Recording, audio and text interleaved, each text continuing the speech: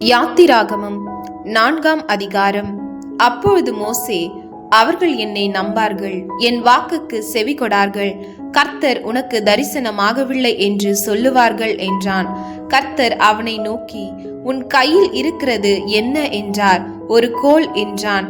அதை தரையிலே போடு என்றார். அவன் அதை தரையிலே போட்டபோது அது சர்ப்பமாயிற்று. மோசே அதற்கு விலகி ஓடினான். அப்பொழுது கர்த்தர் மோசேயை நோக்கி, உன் கையை நீட்டி அதன் வாளை பிடி என்றார். அவன் தன் கையை நீட்டி அதை பிடித்த போது அது அவன் கையிலே கோலாயிற்று.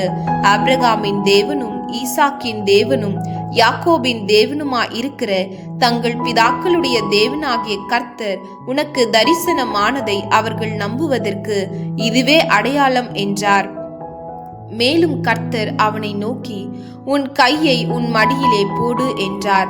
அவன் தன் கையை தன் மடியிலே போட்டு அதை வெளியே எடுக்கும்போது இதோ அவன் கை உறைந்த மழையைப் போல வெண்குஷ்டம் பிடித்திருந்தது. அவர், உன் கையை திரும்பவும் உன் மடியிலே போடு என்றார்.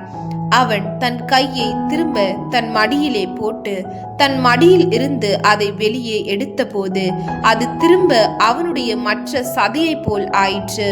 அப்பொழுது அவர், முந்தின அடையாளத்தை அவர்கள் கண்டு உன்னை நம்பாமலும் உனக்கு செவிகொடாமலும் போனால் பிந்தின அடையாளத்தை கண்டு நம்புவார்கள். இவ்விரண்டு அடையாளங்களையும் அவர்கள் நம்பாமலும் உன் வாக்குக்கு செவிகொடாமலும் இருப்பார்கள். ஆனால் அப்பொழுது நீ நதியின் தண்ணீரை மொண்டு நிலத்தில் ஊற்றுவாயாக. நதியில் மொண்ட தண்ணீர் வெட்டாந்தரையிலே இரத்தமாகும் என்றார். அப்பொழுது மோசே கர்த்தரை நோக்கி, ஆண்டவரே, இதற்கு முன்னாவது தேவரீர் உமது அடியானோடே பேசினதற்கு பின்னாவது நான் வாக்கு வல்லவன் அல்ல, நான் திக்குவாயும் மந்தனாவும் உள்ளவன் என்றான். அப்பொழுது கர்த்தர் அவனை நோக்கி, மனுஷனுக்கு வாயை உண்டாக்கினவர் யார்? ஊமையனையும் செவிடனையும் பார்வை உள்ளவனையும் குருடனையும் உண்டாக்கினவர் யார்? கர்த்தராகிய நான் அல்லவா? ஆதலால் நீ போ, நான் உன் வாயோடே இருந்து நீ பேச வேண்டியதை உனக்கு போதிப்பேன் என்றார். அதற்கு அவன், ஆண்டவரே, நீர் அனுப்ப சித்தமா இருக்கிற யாரை யாகிலும் அனுப்பும் என்றான். அப்பொழுது கர்த்தர் மோசேயின் மேல் கோபம் உண்டவராகி, லேவியனாகிய ஆரோன் உன் சகோதரன் அல்லவா? அவன் நன்றாய் பேசுகிறவன் என்று அறிவேன். அவன் உன்னை சந்திக்க புறப்பட்டு வருகிறான். உன்னை காணும்போது அவன் இருதயம் மகிழும். நீ அவனோடே பேசி அவன் வாயில் வார்த்தைகளை போடு. நான் உன் வாயிலும் அவன் வாயிலும் இருந்து நீங்கள் செய்ய வேண்டியதை உங்களுக்கு உணர்த்துவேன். அவன் உனக்கு பதிலாக ஜனங்களோடே பேசுவான். இவ்விதமாய் அவன் உனக்கு வாயாக இருப்பான், நீ அவனுக்கு தேவனாக இருப்பாய். இந்த கோலையும் உன் கையிலே பிடித்து கொண்டு போ, இதனால் நீ அடையாளங்களை செய்வாய் என்றார். மோசே தன் மாமனாகிய எத்திரோவின் இடத்தில் வந்து, நான் எகிப்தில் இருக்கிற என் சகோதரரிடத்துக்கு திரும்பி போய் அவர்கள் இன்னும் உயிரோடே இருக்கிறார்களா என்று பார்க்கும்படி புறப்பட்டு போக உத்தரவு தர வேண்டும் என்றான். அப்பொழுது எத்திரோ மோசேயை நோக்கி, சுகமாய் போய் வாரும் என்றான். பின்னும் கர்த்தர் மீதியானிலே மோசேயை நோக்கி, நீ எகிப்துக்கு திரும்பி போ, உன் பிராணனை வாங்க தேடின மனிதர் எல்லாரும் இறந்து போனார்கள் என்றார். அப்பொழுது மோசே தன் மனைவியையும் தன் பிள்ளைகளையும் கழுதையின் மேல் ஏற்றிக்கொண்டு எகிப்து தேசத்துக்கு திரும்பினான். தேவனுடைய கோலையும் மோசே தன் கையிலே பிடித்து கொண்டு போனான். அப்பொழுது கர்த்தர் மோசேயை நோக்கி, நீ எகிப்திலே திரும்பி போய் சேர்ந்த பின் நான் உன் கையில் அளித்திருக்கிற அற்புதங்கள் யாவையும் பார்வோனுக்கு முன்பாக செய்யும்படி எச்சரிக்கையாயிரு. ஆகிலும் நான் அவன் இருதயத்தை கடினப்படுத்துவேன், அவன் ஜனத்தை போகவிடான்.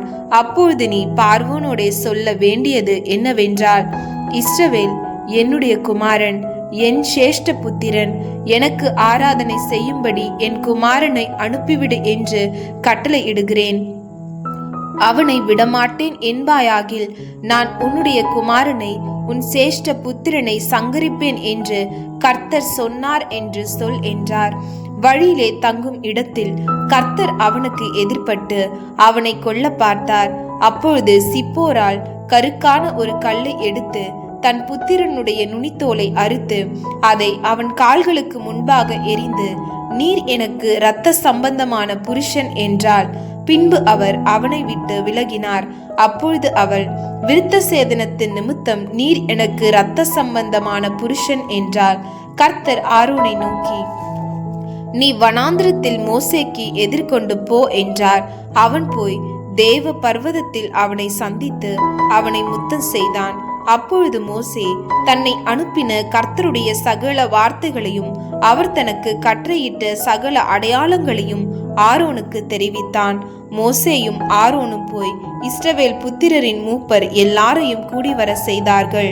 கர்த்தர் மோசேக்கு சொல்லிய சகல வார்த்தைகளையும் ஆரோன் சொல்லி ஜனங்களின் கண்களுக்கு முன்பாக அந்த அடையாளங்களையும் செய்தான். ஜனங்கள் விசுவாசித்தார்கள். கர்த்தர் இஸ்ரவேல் புத்திரரை சந்தித்தார் என்றும் அவர்கள் படும் உபத்திரவங்களை கண்ணோக்கி பார்த்தார் என்றும் அவர்கள் கேட்டபோது தலைகுனிந்து தொழுது கொண்டார்கள்.